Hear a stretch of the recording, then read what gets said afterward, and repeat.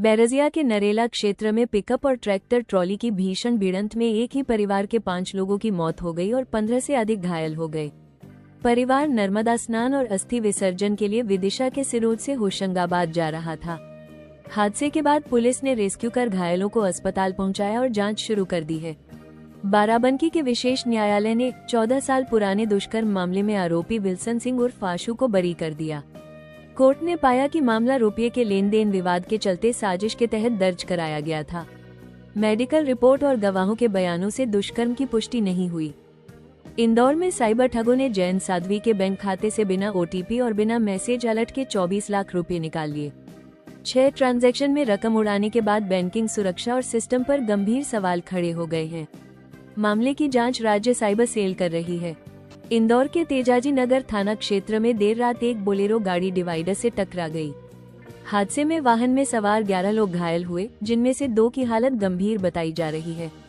सभी घायलों को इलाज के लिए एमवाय अस्पताल भेजा गया है। महू के आगे महेश्वर फाटे पर चलते लोडिंग वाहन पर अचानक दिशा निर्देश बोर्ड गिर गया। हादसे में वाहन चालक घायल हो गया, जिसे स्थानीय लोगों की मदद से बाहर निकाला गया। घटना के बाद कुछ देर के लिए मौके पर अफरा तफरी का माहौल बन गया। वहीं सड़क किनारे लगे भारी बोर्डों की सुरक्षा व्यवस्था पर सवाल खड़े हो गए हैं।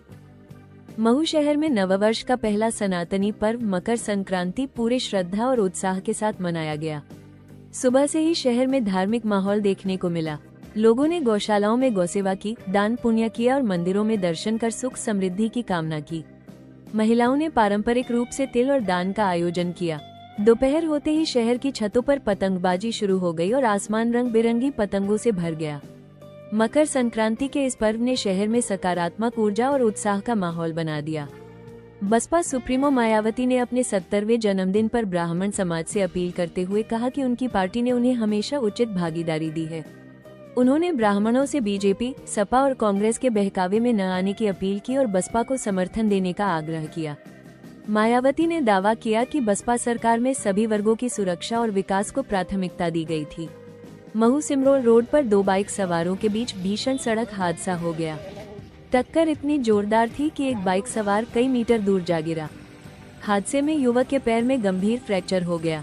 मौके पर मौजूद लोगों ने 108 एम्बुलेंस की मदद से घायल को महू के शासकीय अस्पताल पहुंचाया। यहां प्राथमिक उपचार के बाद हालत गंभीर देखते हुए उसे इंदौर एमवाय अस्पताल रेफर कर दिया गया।